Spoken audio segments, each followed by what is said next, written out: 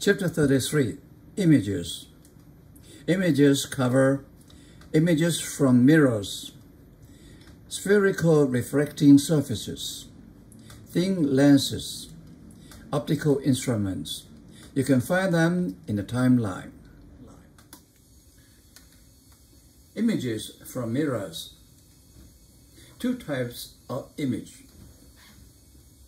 For you to see, say, a penguin, your eye must intercept some of the light rays spreading from the penguin and then redirect them onto the retina at the rear of the eye.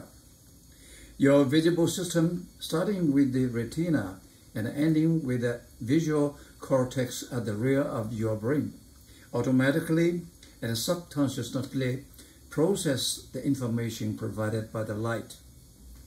That system identifies edges, orientations, textures, shapes, and colors, and then rapidly bring to your consciousness an image of the penguin, a reproduction derived from light. You perceive and recognize the penguin as being in the direction from which the light rays came and at the proper distance. Your visual system goes through this processing and recognizing even if the light rays do not come directly from a penguin, but instead reflect towards you from the mirror or reflect through the lenses in a pair of binoculars.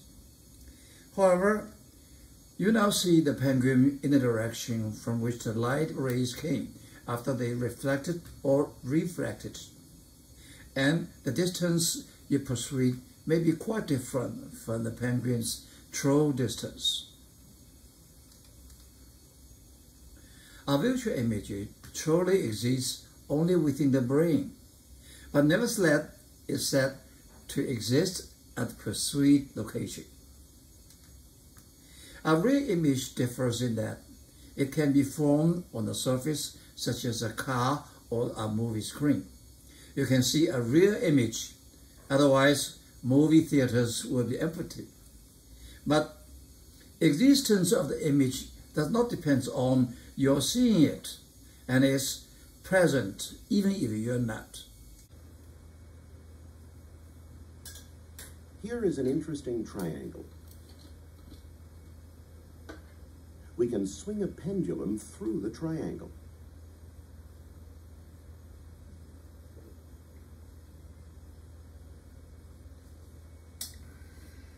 Here's how it works.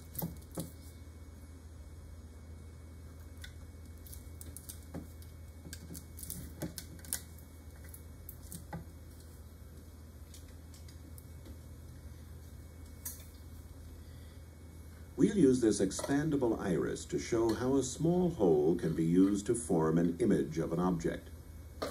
If we place the iris between the bulb and the screen, light passing through the hole in the iris forms an image of the filament on the screen.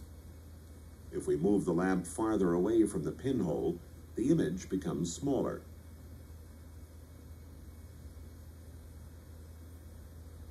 This animation shows how the light from different parts of the filament reaches the screen and forms an image. When the iris is widened, the brightness of the image increases, but the shape of the image becomes indistinct.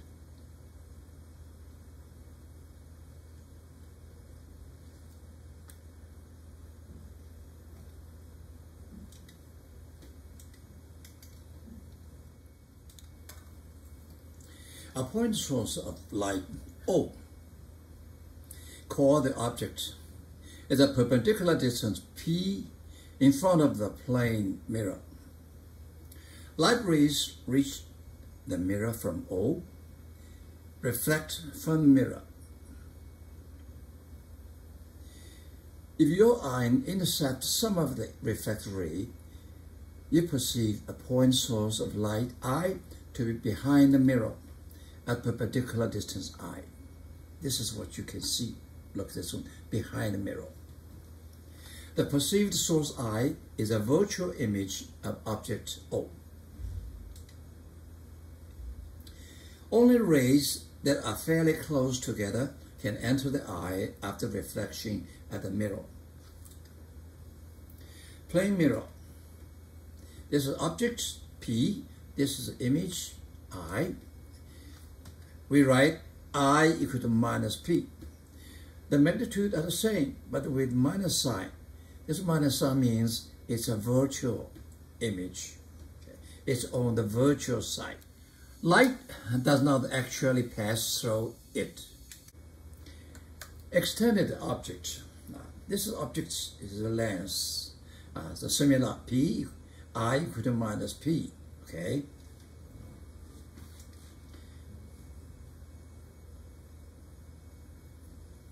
When two mirrors are placed opposite one another, multiple reflections result.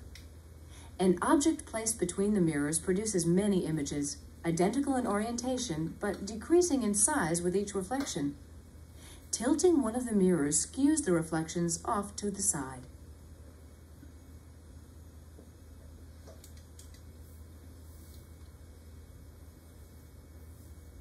This sheet of glass acts a bit like a mirror, reflecting an image of a candle placed in front of it. If we put a glass of water behind the glass sheet so that it seems to be in the same position as the candle's image, the candle seems to be burning underwater. If we rotate the board on which the object sits so that we look at the image from a different angle, the candle's image stays in the glass of water at any viewing angle.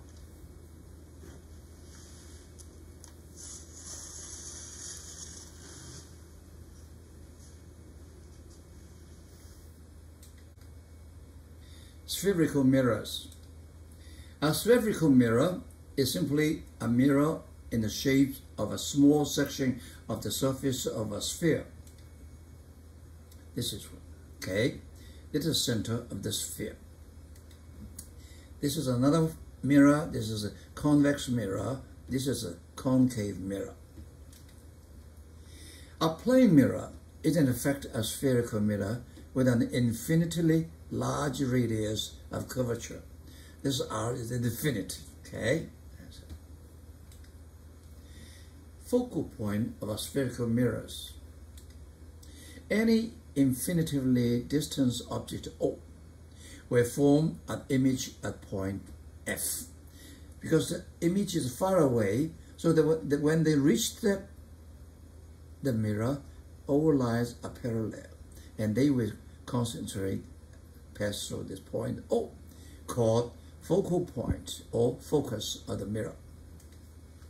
And its distance from the center of the mirror, this is the center of the mirror, this point of distance is called focal length F of the mirror. This is a convex mirror. It's a parallel line, it reflects. They never intersect on the left, but they can virtually intersect on the right, and this we call virtual focus. And this distance is called virtual focal length. Anyway, anything on the virtual side is negative number. Anything on the real side is a positive number. To distinguish the actual focal point of a concave mirror from the perceived focal point of a convex mirror is different. The former is, say, to rear focal point. This is rear, on rear side, okay? And this F is positive, okay?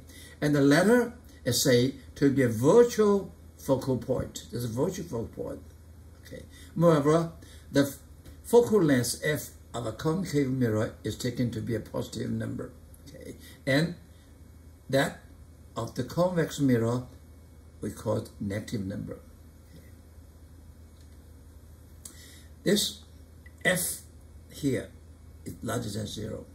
This R is larger than 0. They are all in rear section. And for this one, F is minus number, R is minus number, because these 2 points are all in virtual side.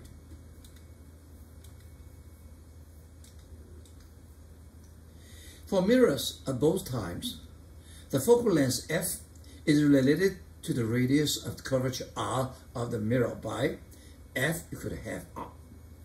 This is spherical mirrors. We will prove it later.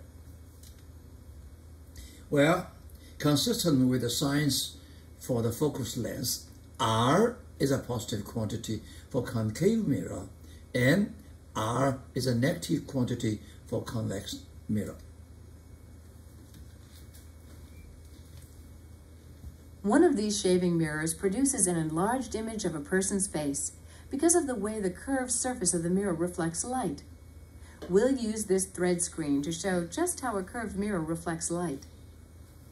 This mirror has a concave surface with a 30 centimeter focal length.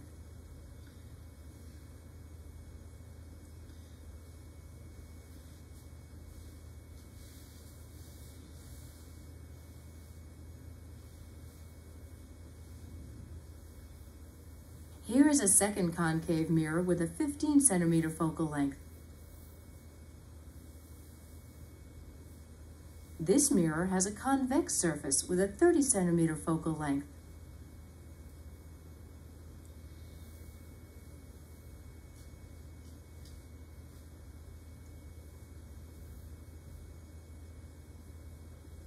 Here is a second convex mirror with a 15 centimeter focal length.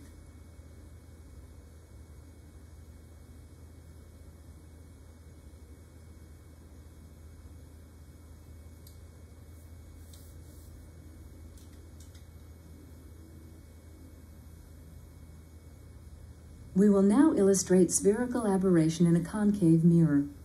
A bright point source of light is collimated by an array of slits and the resulting diverging rays focused into a beam of parallel rays. The parallel rays are focused by a circular mirror. Notice that the focus exhibits spherical aberration. Rays further from the optic axis focus closer to the mirror, indicating that the outer part of the mirror is curved too much. This effect can be seen more clearly by giving a different color to each set of rays at a different distance from the axis. Now the mirror is rotated to insert a parabolic mirror with the same focal length. The spherical aberrations disappear. The difference in shape between the circular and the parabolic mirrors allows even outside rays to be sharply focused.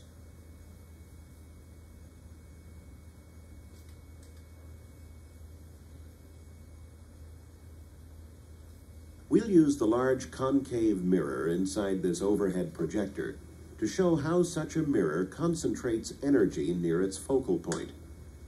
A 500-watt light bulb inside the projector provides the radiant energy, which the mirror collects and focuses at a point not far above the projector. A piece of paper inserted into the beam at that point quickly bursts into flame. Notice the concentration of radiant energy at the focus, shown by the brightness of the light reflected from the smoke.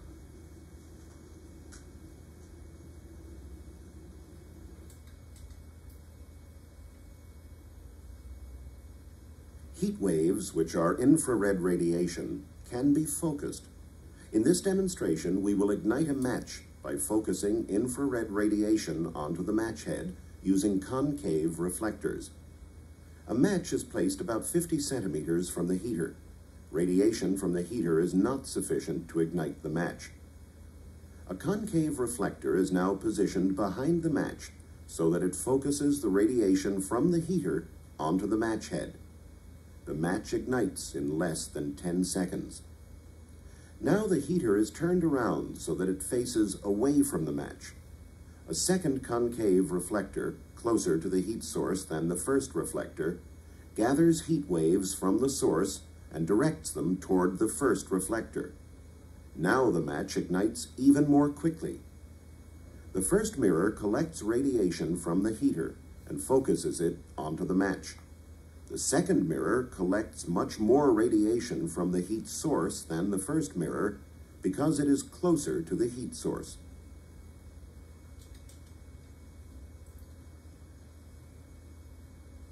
This large concave mirror produces a variety of different images at different distances. When the candle is between the focal point and the center of curvature, we see a large real image. Now we'll place the candle at the center of curvature of the mirror.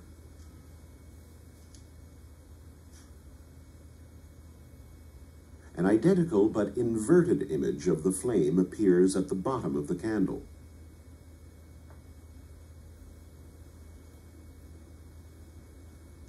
A set of plastic strawberries placed at the same point shows a similar effect.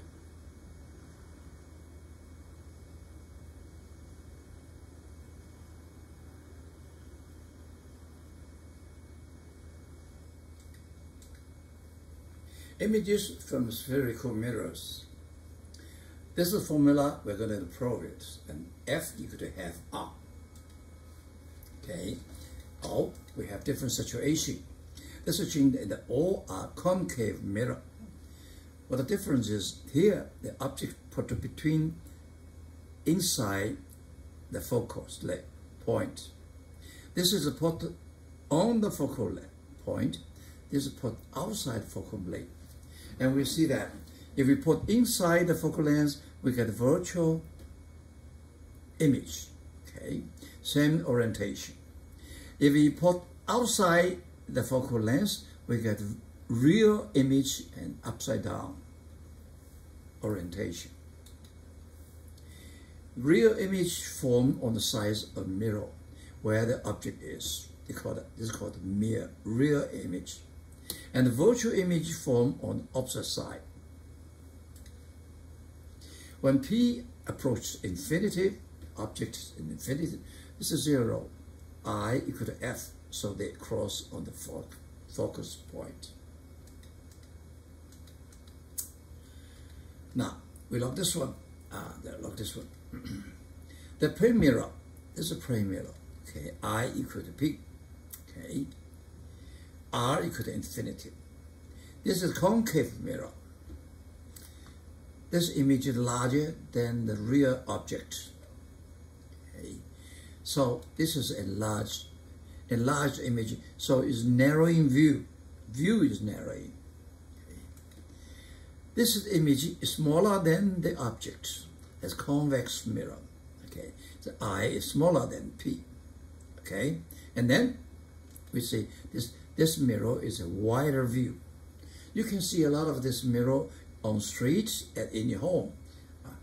When the girl want to make up, they use the concave mirror. You can see the narrow view enlarged your figure.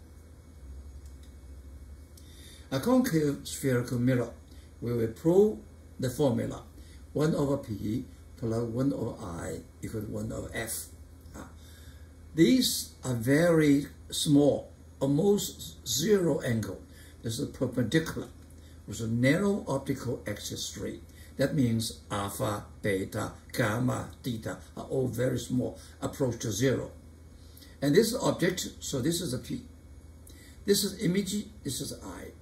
This is the center of the sphere, so this is R. We look at this one, triangle. This beta equal to alpha plus theta in this triangle. And this gamma equal to alpha plus 2 theta. Now, we play this one. We multiply by 2 on top. 2 beta equal to 2 alpha plus 2 theta. You have 2 theta. You do the deduction, so you get 2 beta minus gamma equal to 2 alpha minus alpha alpha. 2 theta minus 2 theta 0. So we get alpha plus gamma equal to 2 beta from this equation. What is alpha? Gamma and beta. This is alpha. This alpha is angle equal to the arc AC divided by its radius P. Approximately. Okay. What is beta? Beta exactly equal to AC over R. And gamma is AC over I. We put these 3 alpha, beta, gamma in this equation and cancel out the AC, we get this equation. And we set F equal to half R, we get this equation.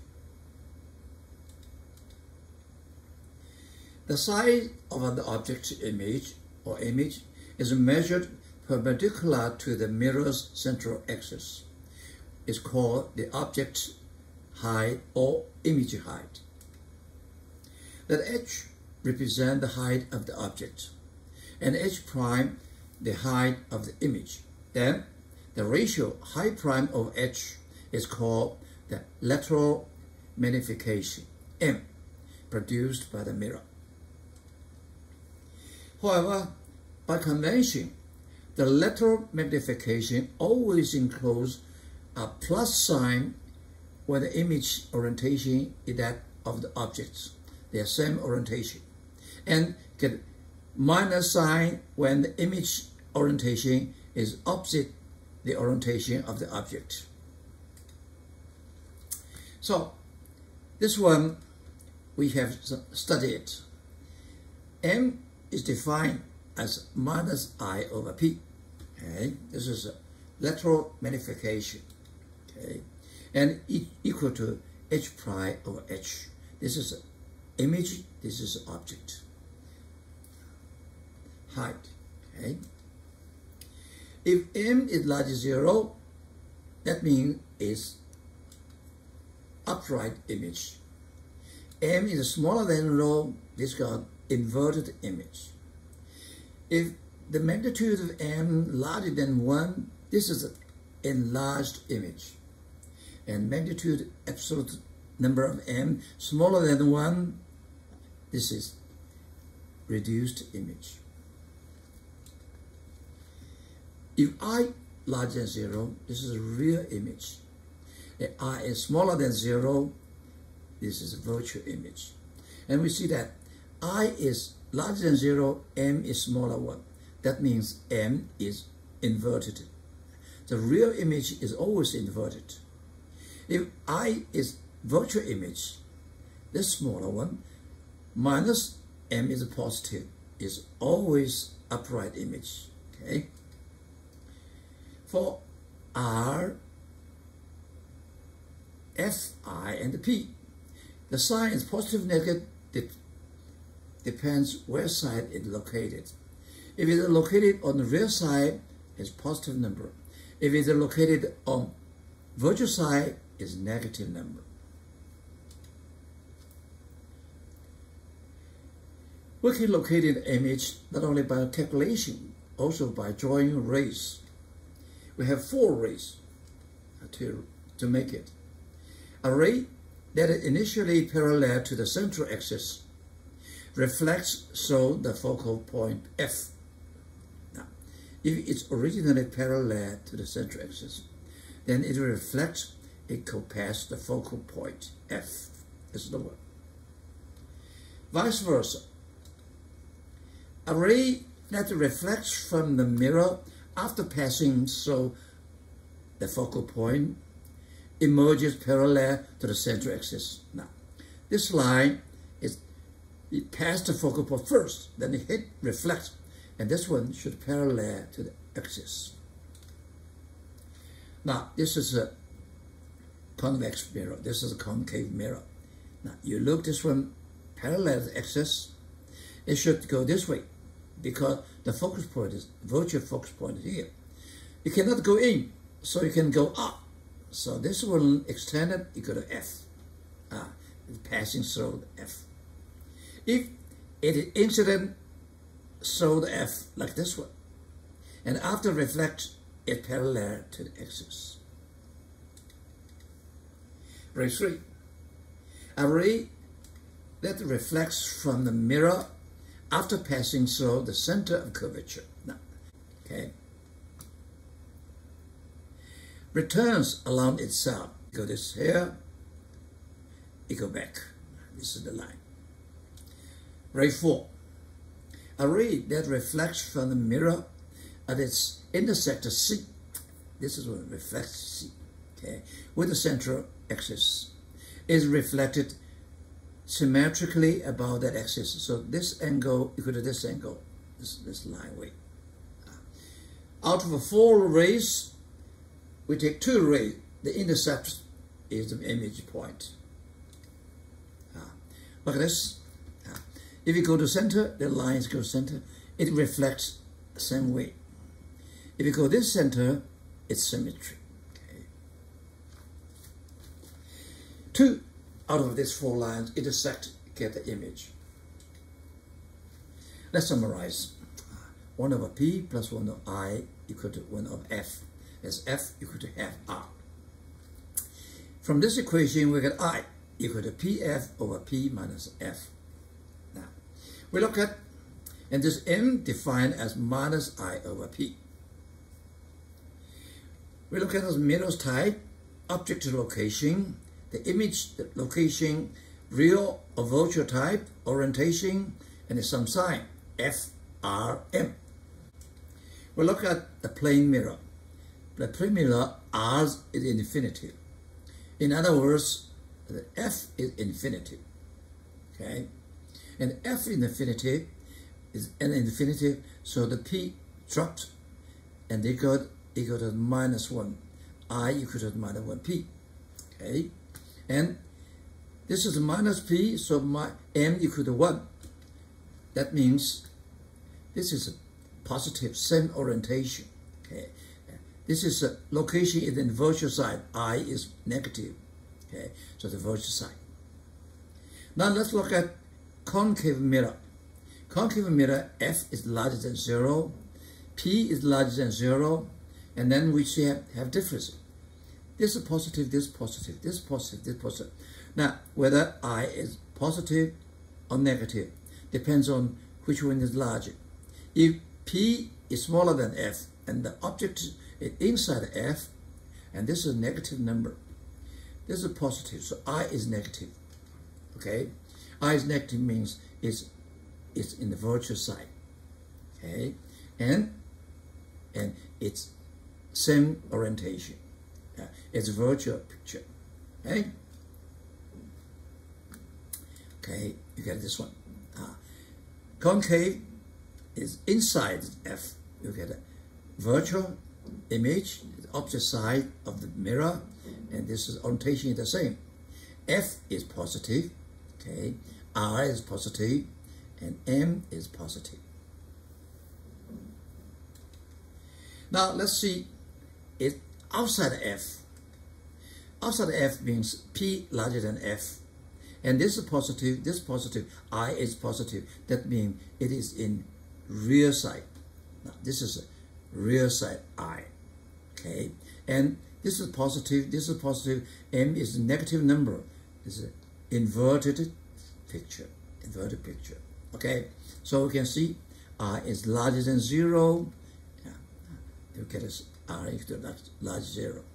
Finally, we see convex mirror. Okay, in convex mirror we get a F. F is smaller, so minus F is positive number.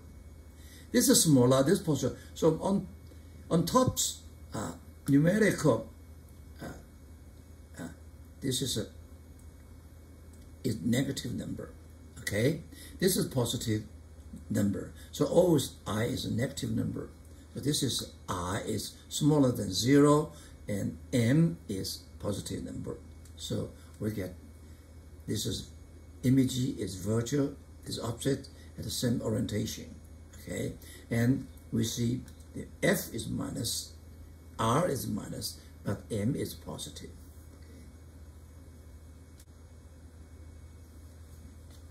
Example. A tarantula of height h sit casually before a spherical mirror whose focal length has absolute value f equals 40 centimeter, with absolute number. The image of the tarantula produced by the mirror has the same orientation as the tarantula and has height h prime equals 0.20. H is reduced picture. Okay. Question A. Is the image real or virtual? And it is on the same size of the mirror as the tarantula or the opposite side. Now we look at this one. M equal to h prime over h equal to s 0.2 or larger than 0. And the definition is minus I over p. It's positive. It's positive means I is negative. So I is negative means it's on the virtual side, it's on the opposite side, okay? And it is orientation is the same, okay? Is a mirror concave or convex? And what is its local length f? Sign encoded. Now, we know m is positive number. Okay? And then we know m is 2.0. What is m? M I equal minus m equal to minus 2.0. I is minus number. Okay? I is minus number, so this 1 over f, if 1 over I, 1 over p, we put I inside. Put inside, okay? And we find this is equal to minus 4 over p. F is negative number. So this is convex mirror. Spherical refracting surfaces. Spherical refracting surfaces. Situation. Light rays from a point object O fall on the convex spherical refracting surface of radius of curvature R. The surface separates two medium. The index of the refraction of the medium containing the incidental line being the N1, and that on the other side of the surface being N2. Real image formed on the side of a refracting surface that is opposite the object. In this case, this is real surface. The real object formed here. And the virtual image formed on the same side of the object. The object formed here is a virtual one. Single reflecting surface. We have many situations. This is it reflects on the surface of reflecting surface. Okay. Then we have N1 over P plus N2 over I equal to N2 minus M1 over R. We will prove it. Okay. Okay. This is I. So this is I. This is R. In this case, this is real side. So R and I are positive. P is always positive. We can look at this way. On this surface, have a refracting. This is I. Okay. This is R. This is a P. P is always positive. In this case, this is real size. So this R is on the virtual side. So R is negative number. I here is positive number. Now, this is object shown here, interface and refracting. And the image is formed here. And this is a virtual side. The virtual side. So the virtual image. This is a look at this image. This image is on the virtual side is a virtual image. I is smaller than 0. Now, look at this one. This is the virtual side. Okay, virtual image. Look at this one. This is virtual side, virtual image. Now, on the refracting surface, we have this kind of a formula. Just as with the mirrors, the object distance P is positive, and the image distance I is positive for a real image, and a negative for a virtual image. However, to keep all the signs correct in the figure, we must use the following rule for the sign of the radius of curvature R. Look this, and look this. When the object faces a convex reflected surface, convex, the radius of the curvature R is positive. This is a positive real side. When it faces a concave surface, R is negative because it's in virtual reflect. Be careful. This is just the reverse of the sign convention we have for mirrors. Let's prove it. Near optical excess rays, all these angles are very small. We exaggerate it, okay? Now a light shines on the refracting surface and reflects in this way. Okay, we look this reflected this way. This is the incident angle. This is refracted angle theta 2. All right. So this is the image. So this is I. This is the center. This is R, and this is P. Okay. This is the real side, and this is the virtual side. So in this case, R, I are positive. And here, alpha, beta, gamma, theta are very small, small enough. Okay. And so alpha approximately equal to AC over IC. AC over P. Oh, this is very small, okay? And gamma is AC over R. Over I. Sorry, where is it? This is gamma.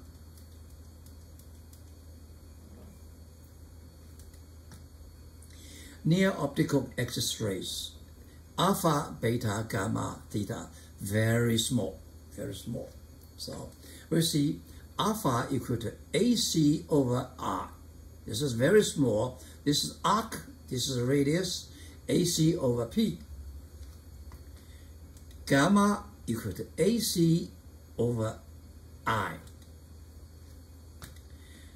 Beta equal to AC over R. Now, we look at this equation. N1 sine theta 1 equal to N2 sine theta 2. When theta 1, theta 2 are very small, and then we can use the theta 1, theta 2. Okay? Okay? So this is N theta 1 equal to N theta 2. And at the same time, look at theta 1 equal to alpha plus beta. Theta 1 is alpha plus beta. Okay? And theta 2 equal to beta minus gamma. This is triangle. All right. Now, with this one, we can find N1 alpha plus beta equals N2 beta plus gamma. Theta 1 is alpha plus beta. Theta 2 beta over gamma. Okay? Yeah. And then reconnect this one, we can get N1 alpha 1 plus N2 gamma equal to N2 beta minus N1 beta. Okay? And then we put this one inside, cancel out the AC. We get alpha equal to AC over P, 1 over P. Gamma equal to AC over I, cancel AC, 1 over I, equal to N2 minus the beta. Beta is contradiction R2. Okay? That's the equation we're going to use for reflection surface. Sample. A Jurassic mosquito is discovered embedded in a chunk of amber, which has index of reflection 1.6 for this amber. One surface of the amber is spherical, convex with radius of curvature 3.0 millimeter. The mosquito head happened to be on the central axis, okay, of that surface, and when viewed along the axis appears to be buried 5.0 millimeter into the amber. How deep it is really? Now we look at this 1.6, 3.0, 5.0. Okay. We use this one. Use this one. We see N1 is given 1.6, N2 1.0. Okay? And this one image we look at it, this is the image we look at it, okay, is about minus 5.0 because this is negative virtual size, minus 5. So we look at the pole, okay? And this R we get is 3.0. It's in this side, so it's minus number, minus 3.0. This is crucial, minus 3.0, minus 5.0, okay? And N2 is 1.0, N1 is 1.6, This is the equation we can get. All right? And then we got P. Thin lenses. A lens is a transparent object with two refracting surfaces whose central axes coincide. The common central axis is the central axis of the lens. A lens that causes light ray initially parallel to the central axis to convert is called a converging lens. If instead it causes such ray to diverge, the lens is a diverging lens.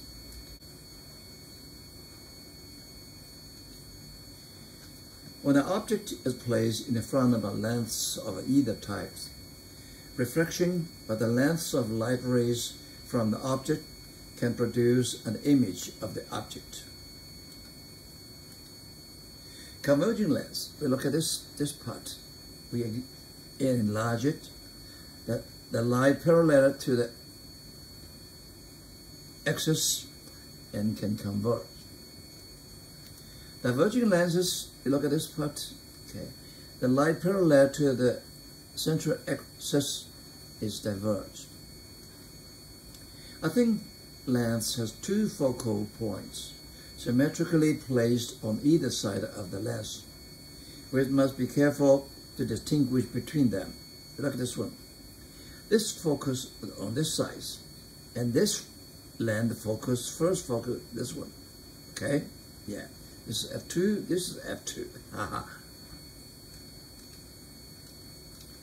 Well, look at the C, the okay.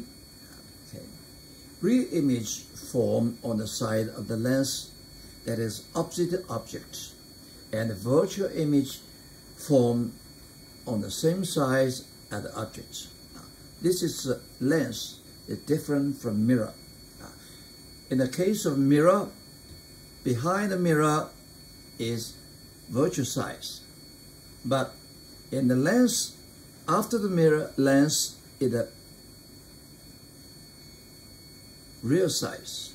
Okay, so this is real size, and the same size as the object is called a virtual size. A lens can produce an image of an object only because it can bend light rays. But it can bend light rays only if its index of reflection differs from that of surrounding medium. This is a pair of hollow lenses with thin plastic faces and air in between, as shown in this diagram. If we place this hollow concave lens in a beam of light, the light is only slightly affected.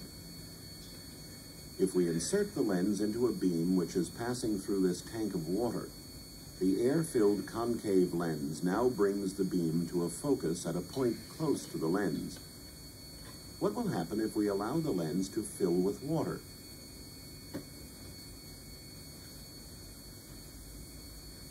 When the lens is filled with water, it no longer focuses the beam of light. What will happen if we insert the water-filled lens back into the beam of light in air?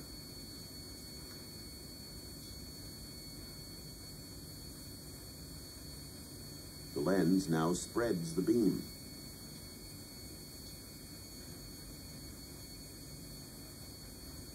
Here is the same sequence repeated with a hollow convex lens.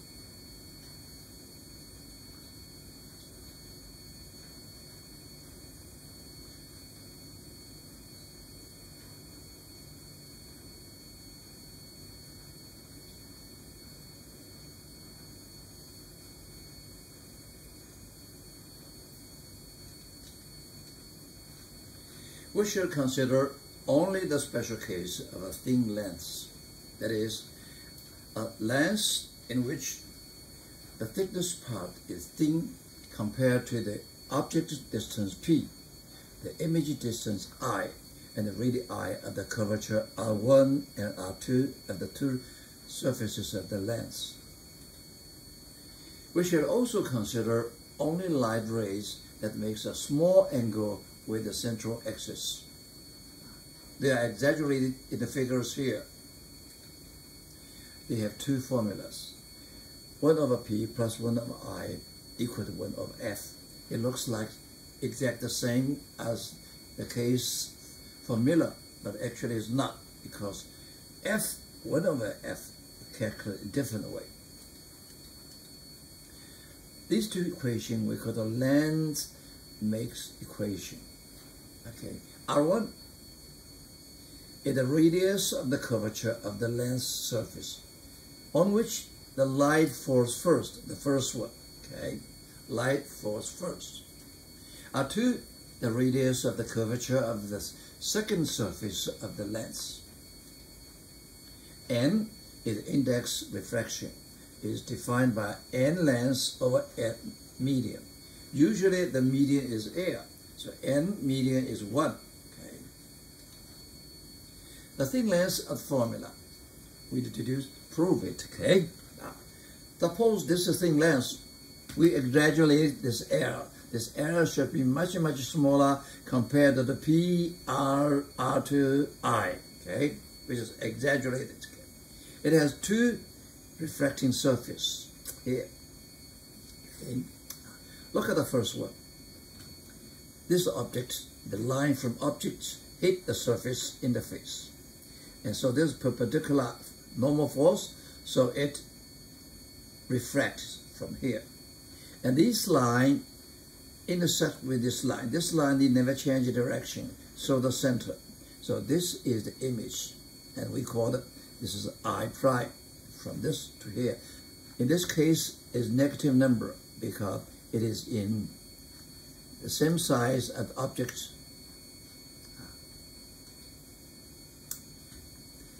Since this is a reflecting surface, we use this formula. In this case, N1 is 1 air. N2 is index refraction. Okay, R is this R, and this R, you see that's one. The center is in the rear part. In the rear part for this refraction surface. So R is positive number. Okay, and this I prime is negative number. Okay, now we rewrite it. We write I prime is positive number minus. That means this is a positive. Okay, altogether should be minus, all right? Yeah, it's just a different way to write it, okay? Yeah. This is N2 is N, N1 is 1, this is R, R1, okay? Now, this line continue, and then we have this one, okay? Look at this equation. Yeah. This lines continue, hit the second refracting surface. This is normal, so it reflects to this point. And this central line never changes, so intersect in the position where the object, the image, okay? So in this case, this is I double prime, okay? And for this pages, this is P double prime, okay? This is R, okay? And this is air. We know that we exaggerated it. Now we calculate this one, okay? For this one, I prime, P prime is what is equal to this one. This one, I prime. This one, remember, this is a positive number, okay? So we don't write I, we say I prime. This positive number we define. This is a positive number, okay? And then the layer, air. Since air is much smaller to the eye, so this one become I prime. And we use the formula for this refracting surface. And this one, you see, this is P, each side. This is the N. This P is equal to I prime. And on this is air. So this N is 1, this is R prime. This I prime, okay? This is the image of the lens, okay? And this is a 1, this is a 1, this is N, so 1 and N, this is R prime, this is R prime, okay? Yeah, and this I prime is positive number because I'm sorry, it is negative number, okay? Whatever. That's it. This I prime is I, final image position, okay? So we put them together, okay? And then we find out that this is equal to I, okay? This I prime and this one cancel out, and when the positive and minus. So 1 over P plus 1 over I equal to this, equal to N minus 1, this is R prime minus R2. This is the formula we have proved. Okay. In this case, R1 is R prime, R2 double prime. Locating image of extended object by drawing rays. We can also locate an image by drawing rays. We have 3 rays to draw. First one, ray 1, is parallel to the central axis. After the reflection, it passes over the focus F2. Second ray, reverse, is starting from the passing the focus, and after you hit this one, reflect is parallel to the axis. And retreat, they pass the center of the lens. It never changes, it goes straight. And intersect of these 3 lines is the object, the image position. Okay. Now let's see different situation. Okay, this is object you put inside the focus line, and we find out now this is the object with parallel. It goes to the focus. If you go to focus, which one? Which one is this one? Okay, this is the focus. Okay, object go focus. You get a parallel, okay. And then if you go to the center of the lens, it never changes. These 3 lines intersect at this point. This is the position of the image. We looked at converging lens. Okay. The first one parallel to the axis, and it go to not this one, this one. Okay, it diverges. Okay. Now, second, it goes to this focus line, this line. After the reflection, it parallel to the axis. The third line is pass through the center of the lens. It never changes. These 3 lines intersect at this point. This is the position of the image.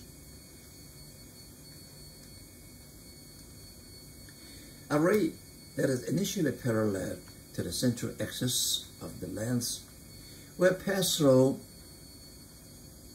focal point F. A ray that initially passes through focus point F, initially for this one, will emerge from the lens parallel to the central axis.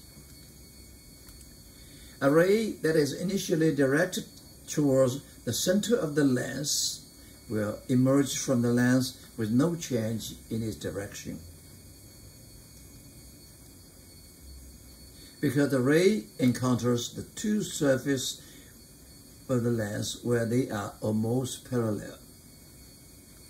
The image of the point is located where the rays intersect, on the far side of the lens. The image of the object is found by locating the image of the 2 or more of these points.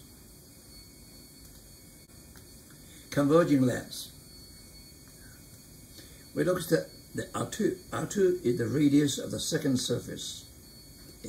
The center is here. Okay, center there. So this is the virtual side, so the R2 is negative number. P is always positive in any case. Okay, so we find the real image, inverted image. Now, this is we draw. If we put the object inside the focus point, this R2 is also here. Okay, in the virtual side is smaller than 0, but this P is smaller than F. And we find we get this virtual upright image. Diverging lens, look at this. In any case, the R1, this R1 is on the virtual side, is negative number, okay?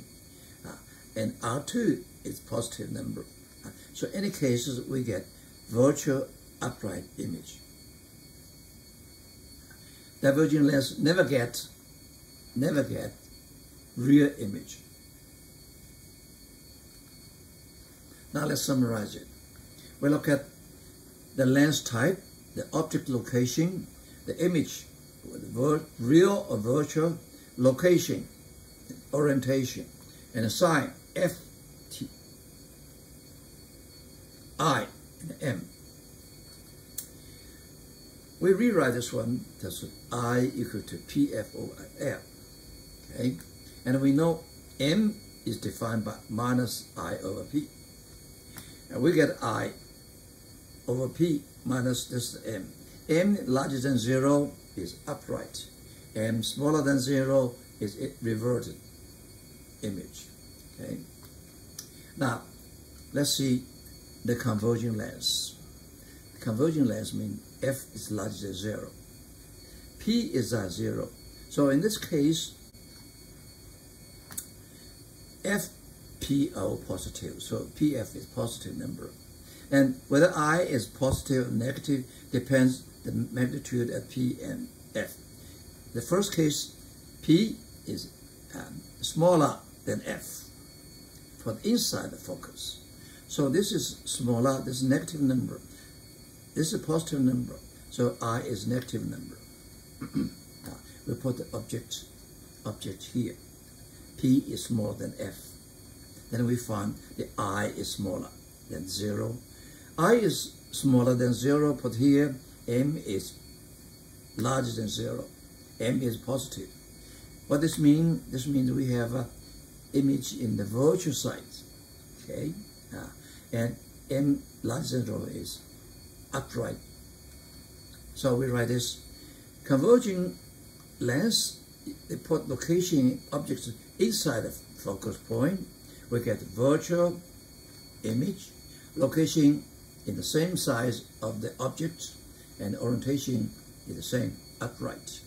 And then we found F is positive because converging lens. I is negative because virtual image. M is positive by this definition. So it's upright. Then we put the objects outside F. This is positive, positive. You put the outside F, that means P is larger than F. So this is positive. Okay. Then both positive, I is positive. I is positive, M is negative. So I is positive means the real image. M is negative, then the inverted image. Okay. So we put on here, we get outside, we get a real image. Its object is the object, the lens, can be real. And it's upside down, reversed, inversed. The F is positive because converging. I is positive because calculation. This FP is larger than F, and M is positive. Okay. The sign of I and M is always opposite because P is always positive. Next, diverging lens. Diverging lens F is smaller than 0. So this negative smaller than 0 is positive. P is positive. F is negative. So I is always negative. Never get a positive. Okay? Okay. So we always get the virtual image on the object side. Okay? So I is negative, M is positive for this one here. So we get this one. This diverging is location can be anywhere, or the object put anywhere. We always get a virtual image, and is the same size as the object, and it's upside right, and the same orientation. In this case, I is negative, M is positive, and this F, because diverging, F is negative.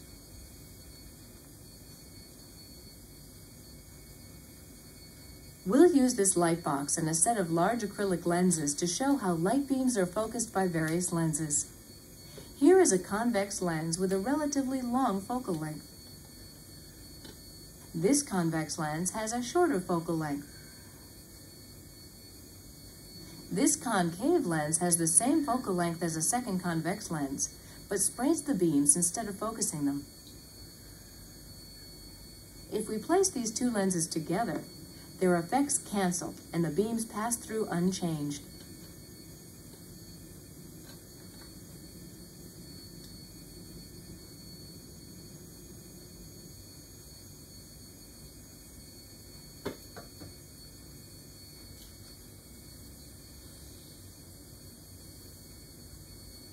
Magnifying glasses are commonly used for enlarging print. We'll use these two large magnifying lenses and a backlit grid to demonstrate enlargement by a single lens. When this large plano-convex lens is held against the grid, the image seen through the lens is only slightly magnified. If we move it out farther from the grid, the magnification increases. This plano-convex lens has a shorter focal length than the last lens because its surface curves more sharply. If we place both lenses at the same distance from the grid, the lens with a shorter focal length gives a greater magnification. Here is a plano-concave lens with one surface that curves inward. This lens magnifies by a factor less than 1, producing an image which is smaller than the object. This animation shows how the light from one square of the grid is bent inward by the convex lens, making the square appear larger to the camera because it appears as if the light is coming from these positions. If we move the lens farther out, the square appears even larger.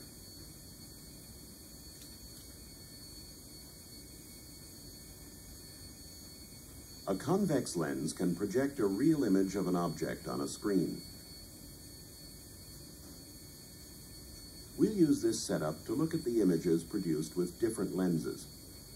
This lens has a relatively long focal length and will focus a real image on the screen only at a long distance from the object. It will also focus a sharp image when it is approximately that distance from the screen.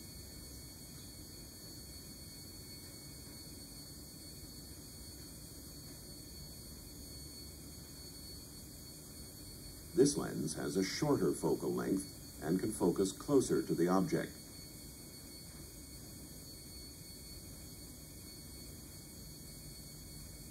If we move it to approximately that same distance from the screen, it produces another sharp image.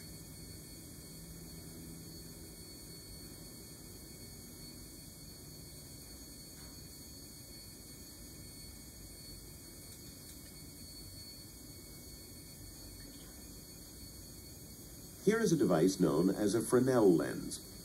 The lens magnifies objects seen behind it much like an ordinary lens, even though it is only a millimeter thick. A series of concentric grooves in the lens provide the magnifying power. Each groove is cut to an angle, which depends on the radius of the groove, as this enlarged drawing of a side view shows. Each of the concentric grooves is cut to the same angle that the surface of a normal plano-concave lens would have at the same radius. The Fresnel lens provides the same magnifying power as an ordinary glass lens, but with much less weight.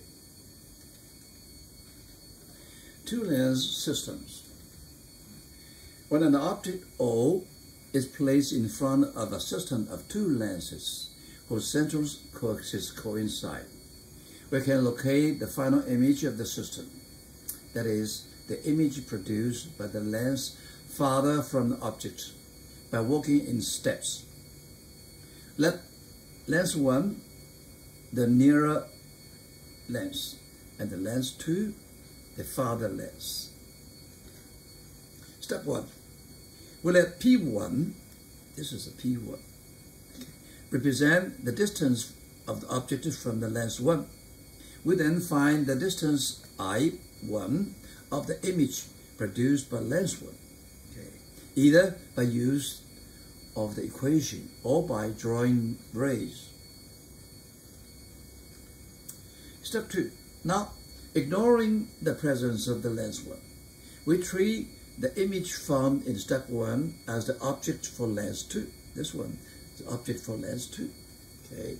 We take P2, P2's distances, equal to D minus I1, where D is the separation between the two lenses. This is P2 is D minus I. If this new object is located beyond the lens 2, the object distance P2 is still D minus I, but I is much larger than D, so P2 is a negative number. We still use the D minus I, but this number is minus number because it's not here, it's here. That's the only case P is minus I. A similar step-by-step solution can be used for any numbers of lenses, or if a mirror is substituted for lens 2. The overall lateral magnification, capital M, produced by a system of two lenses is the product of the lateral magnifications M1 and M2 produced by the two lenses. Capital M equals M1 multiplied by M2. Sample. A praying mantis prays along the central axis of a thin symmetric lens, 20 centimeters from the lens. The lateral magnification of the mantis provided by the lens is M equal to minus 0.25, and the index of the refraction of the lens material is 1.65. Question A. Determine the types of image produced by the lenses. The types of lenses, whether the object mantis is inside or outside the focal point, on which side of the lenses the image appears, and whether the image is inverted. A lot of questions, okay, only give you 3 data. You gotta judge from these 3 data. We know I equal to minus MP. M is minus 0.03, okay? So we put this M inside, we get I is 0.25 P, because P is always positive, so I is positive. Then we get a conclusion. What is it? I is conclusion, so it's real image. It's real image. The M is negative number, so it's upside down, inverted matches. Okay? Since it's a real image, so the lens must be converging lens. Because concave lens never get real image. Because converging and only it's outside the focal length, you can have a real image. Okay? And because this is real image, is upside down, inverted. Question B. What are the 2 radii of curvature of the lenses? Now we see, we know P, we know I, and we know the formula. So we can find F equal to 4.0, positive number. What is F? This is F is 1 over F equal to I n minus 1 over R1 minus 1 over R2. In this case, we know it's converging. Okay, so R2 is negative number. Okay, is negative number because R2 its center is here, is on virtual side. Okay, so we write this one. This is positive R, negative R, negative, negative, positive. So F is positive. Let's put a point. Okay, okay. So we put inside. We get R. Sample. And Fig A shows a halami neo seats O1 that is placed in front of the two thin symmetrical co-axis lenses, 1 and 2, with focal lengths f1 positive 24 centimeter, f2 positive 9.0 centimeter, respectively, and with lens separation L 10 centimeter. The seats is 6.0 from the lens 1, but the P1 is 6.0. Where does the system of the two lenses produces an image of the seat? Where is the seat? Okay, so we do 2. We do 2. Okay, first one, we have this one, the 6, where the focus F1. So we have I1 easily. I1 is minus H1. What does this mean? This is on the virtual side, is here. So then we see the P2. P2 equal to L minus I1. I1 is minus, so we get P2 is 10 minus minus A is 18 centimeter. Then we have a second one. P2, well, 1 over P2 plus 1 over I2. So we know P2. Okay, we know F2. We can find I1. So get I2, good, 18 centimeter. So it will be this way, direction. It's positive number. It's on this side. So it's upside down image, okay?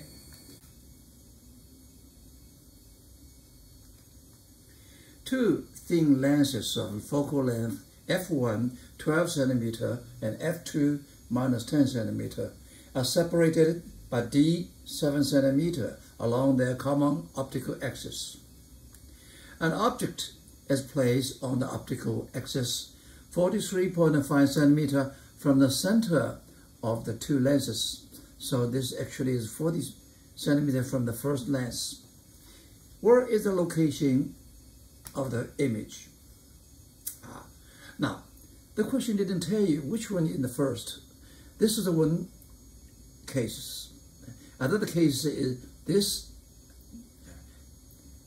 convex lens in front. So we saw this one.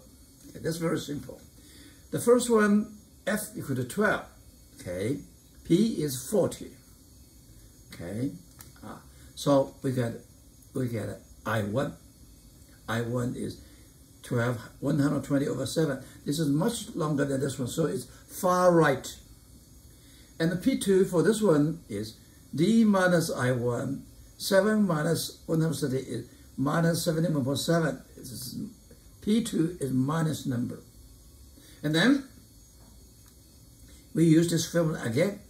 1 over P2 plus 1 over I2 equal to 1 over F2. We got I2. I2 is minus 710 centimeter. Now, for this one, this is the real side.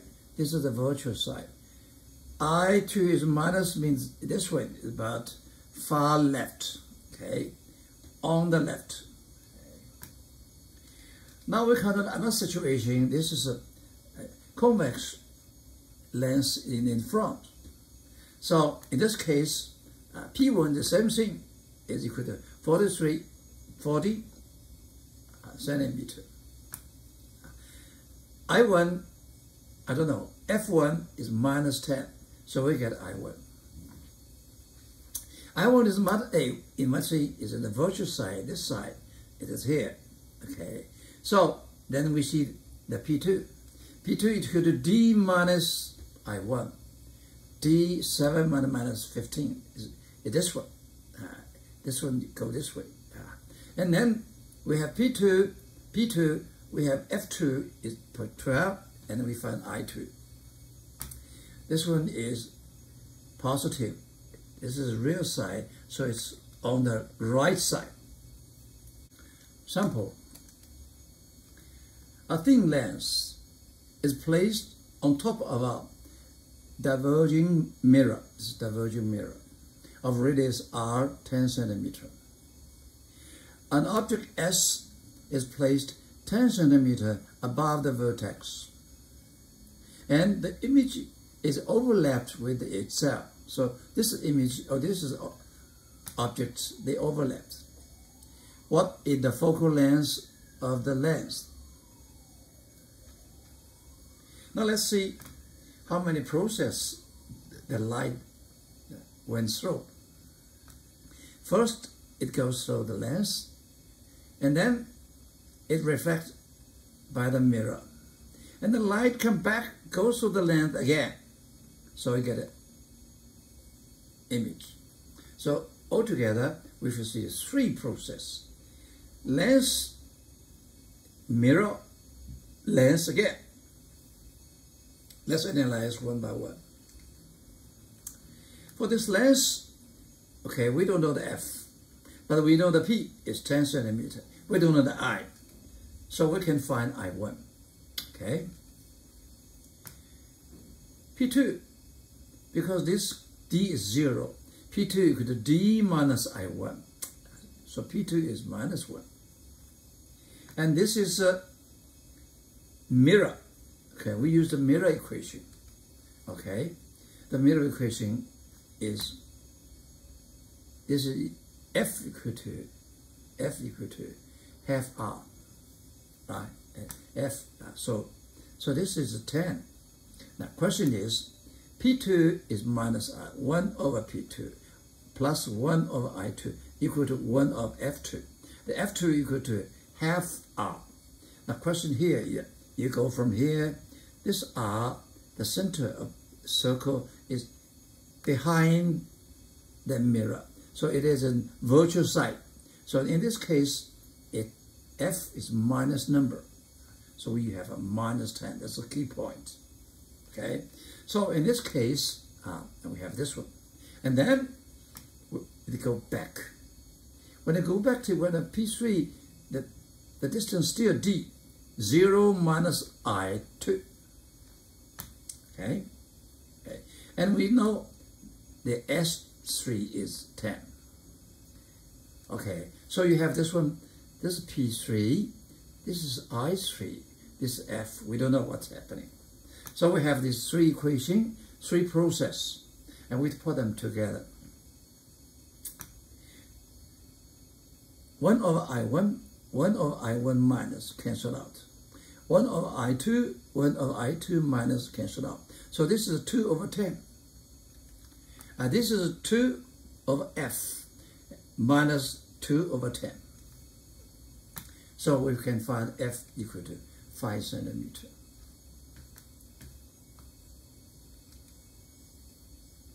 Sample. A solid sphere of radius R and index 1.50, silver over one hemisphere. This is a silver. That means the light reflects here, cannot go through this one, this is it. All incident beam is shining parallel to axis. This light go this way, okay? Which passes through the pole of the unserved, okay, hemisphere. Where is the location of the image? What about the image? Okay, now, okay, this is first hit a refracting surface, and then it will be reflect from the mirror, right? And then it be another refracting surface. So this line, and the central line never changes. So this will be the final image. 3 processes, 1 reflecting surface, 1 mirror, 1 reflecting surface again. Okay, this is the most important thing. After you clear this one, we do one step by step. First step, okay, we use this crate. In the case, N1 1.0, N2 1.5, I2 I want to find P from infinity, okay? R, in this case, this is a reflecting surfaces R here. This is rear part, rear area. This is virtual side, this is rear side. So this R is equal to big R, okay? Then we put this number inside. Okay, put this one aside. P is infinity. You get I1. I1 is 3R. Where is it? Now, this is a reference point, reflecting surface center. 3R positive. This is the real side. So 1R, 2R, 3R. It is here. This is S1. And then it be reflected by the mirror. Okay. Now we use the formula. P2 equal to D minus 1. This is 2. What is the D? Now D here is this is reference point to mirror this point. So the D is 2R. This is D is 2R. Minus I1, 3R. So P2 is minus R. What does this mean? This is a reference for the mirror. Minus R here. This is positive. Okay? Yeah. Okay. This is a virtual side for the mirror. This is real side. And this F2 is half R, as we know. Okay? Then we find the S2. This is a central line, never changes. A cross-section S2. Now we call this one. P2 equal to D over minus R. This is minus R. I2, we have found this F. What is the F? We call this F equal to half R. F is in real side, so it's a positive number. It's half R. And this is minus R. We find. Okay? And then last we find I2 equal to R over 3. Now, this is the point. Okay, R over 3 is what 1/3 of radius is in real side. For this mirror, this is real side. So this is R2. Then finally, we have to go the refracting surface again. This time, P3 equal to D minus I2. D is 2R. This one to this one. Minus half range, we get 5R over 3. For this reference, this is 5R over 3. Okay. And in this case, we look from here, and this surface R is in this direction. This direction, if you look from this to this is a real side, this is a virtual side. So in this case, okay, the R is negative number. Okay, N1, N2. N1 is 1.5, N2 is 1.0. This R is minus R. Okay, minus R. So we put an equation. Okay, N1 over P plus N2 over I equal to N2 minus N1 over R. Okay, this R is minus big R. So we get I3. I3 is minus 2.5 R. Where is it? Now, the last process is this refracting surface. So the center will be reference point. It is minus 2 minus number. You look from this side, this is virtual side, and this is real side. So in this side, 2.5 R, 1, 2, 5. So this is 2.5 R. This is the final position. Finally, we introduce focus plane. Focus plane is the plane that passes focus. This is the focus, and perpendicular to the central axis of the lens. What the property it has? It features all parallel rays will focus somewhere on the focus plane after they pass the lenses. For example, this parallel line, they will meet at the central point. If they are this one, so they will meet together at some point. Which point? Now we look at this one. A line which passes through the center of lens never changes. So definitely all these will meet this one. There are two focus planes. You have one, you have another one, okay, for one lens. Another feature, two. all rays from source on the focus plane, the sources on the focal plane, will be parallel rays after they pass the lens. For example, the source is the location of focus, and after the pass, they parallel to the axis. This point, they will be parallel. Which direction? Now we know this one. If this one passed the center of this, they will never change. So these parallel will be parallel to this. The ray which passes through the center of this lens will not be deflected. This is very important. Okay? Optical instruments. The human eye is a remarkably effective organ, but its range can be extended in many ways by optical instruments such as eyeglasses, simple magnifying lenses, motion picture projectors, cameras including TV camera, microscopics, and telescopes. Many such devices extend the scope of vision beyond the visible range. Satellite-borne infrared cameras and X-ray microscopics are just two examples. The mirror and thin lenses formulas can be applied only as approximation to most sophisticated optical instruments. The lenses in typical laboratory microscopes are by no means thin. In most optical instruments, the lenses are compound lenses. That is, they are made of several compounds. The interface rarely be exactly spherical. This is a standard zoom lenses. Altogether, we have 14 pieces, 13 sets of lenses, 2 blue lenses of extra low chromatic aberration, 3 red non-spherical lenses, and so on.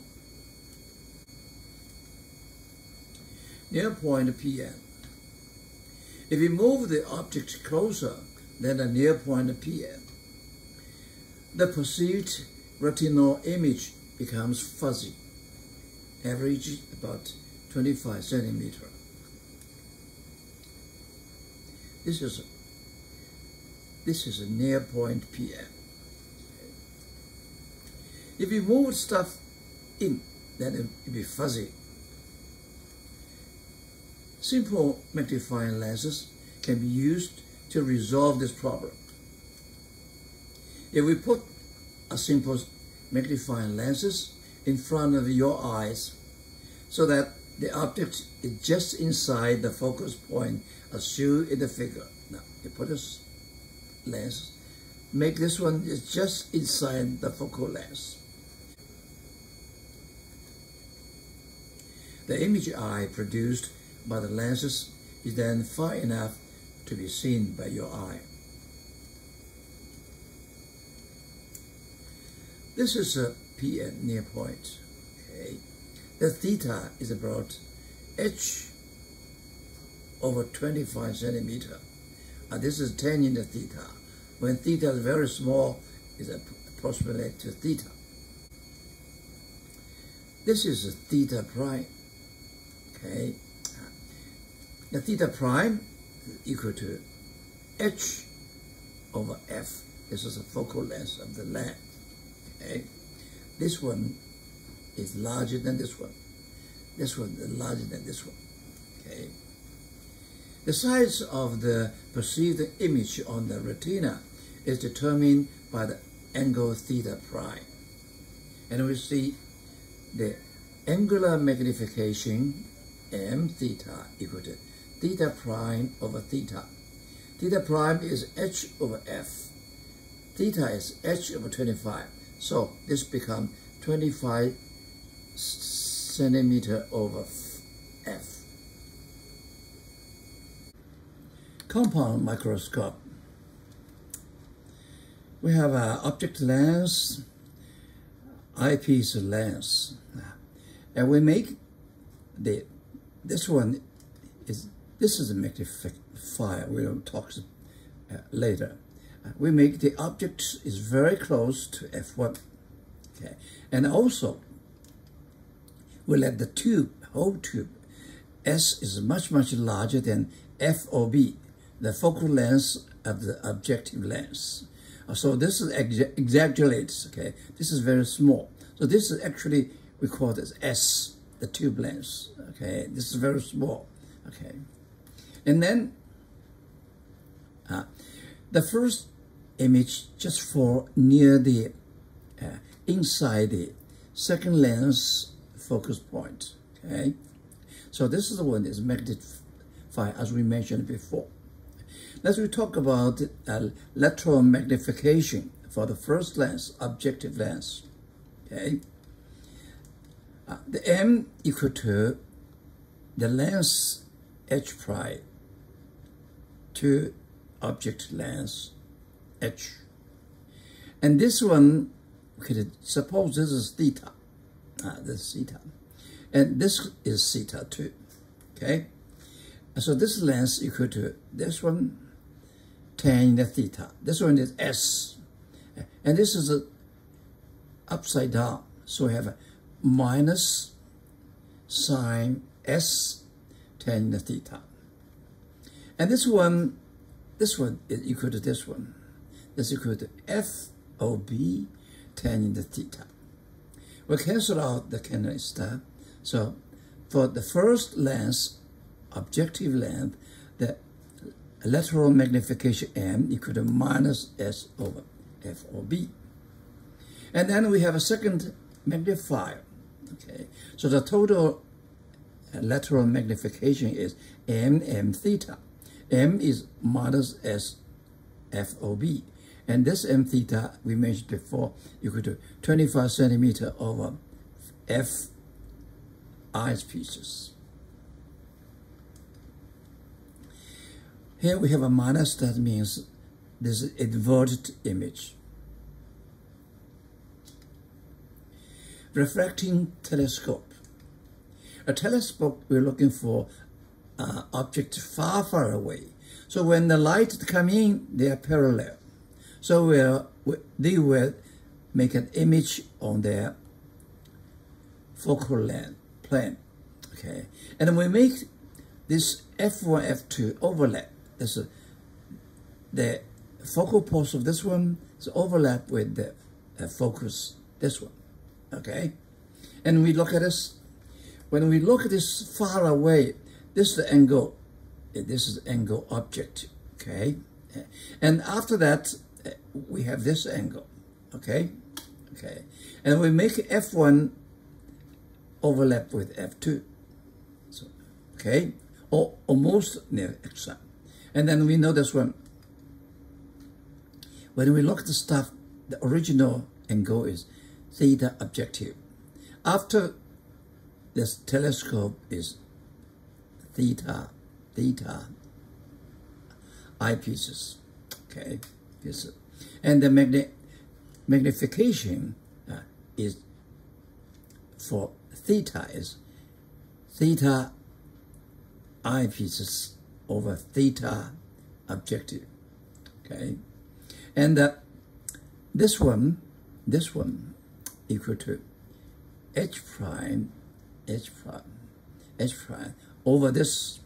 This is a F eyepieces, and this one theta objective equal to H over this one. Okay, this one is F objective. Okay, so we cancel out the H prime.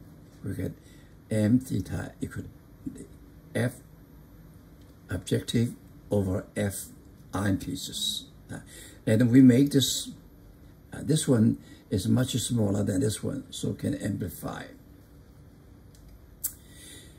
The design factors of astronomical telescope is very complicated, not as simple as I mentioned. Okay, we have to consider the magnification, okay, light gathering power, field of view, resolving power, spherical aberration, chromatic aberration, and so on. So this is a huge engineering project.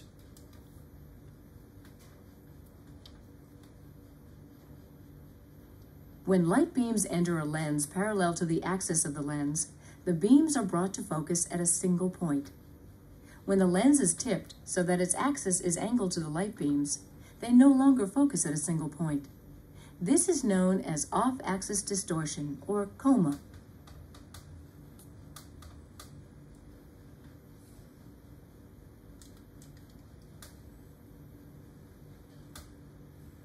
When lenses are ground with their faces spherical, they cannot bring a light beam to a perfect focus. We can see the effect of that on image formation using this object, lens, and screen. We'll first bring the image to the best possible focus using the entire lens.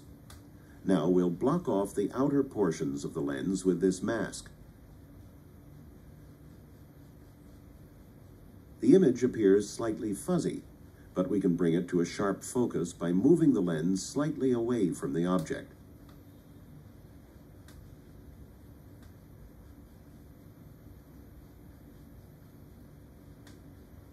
Now we'll block off the center of the lens instead of the outer half.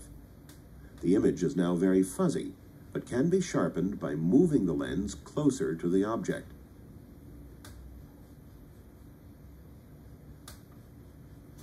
Notice that this image is not as good as the image obtained with the center of the lens.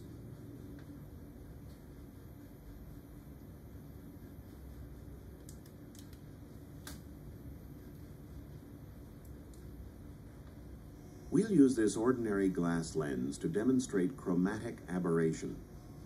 This plate has a number of small holes drilled in it, which are lit from the back with a strong white light. When a lens is placed in front of the plate to cast an image of the holes onto this screen, the colors have separated in the image of each hole. This separation is called chromatic aberration. Notice that the separation is greater for the holes nearest the edge. If this concave lens, made of a different type of glass, is added to the first lens and the combination refocused, the images are free of chromatic aberration.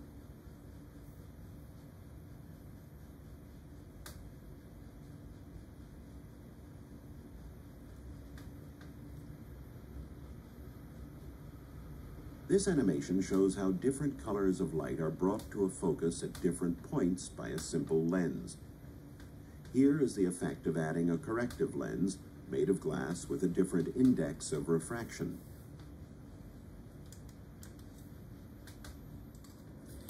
Welcome you make a comment and give suggestions so that this program can be more helpful. Acknowledgement. This video clip is a part of my lectures on college physics during 1990 to 2021, based on the adapted textbook, Principles of Physics by Holliday, Resnick, and Walker, published by Wiley. The demo videos were bought from a company in USA by my university for teaching. They helped a lot. I'm sorry for not remembering its name to show my appreciation. It seems that they came from the University of California, Santa Barbara, where I got my PhD in physics. Thanks God.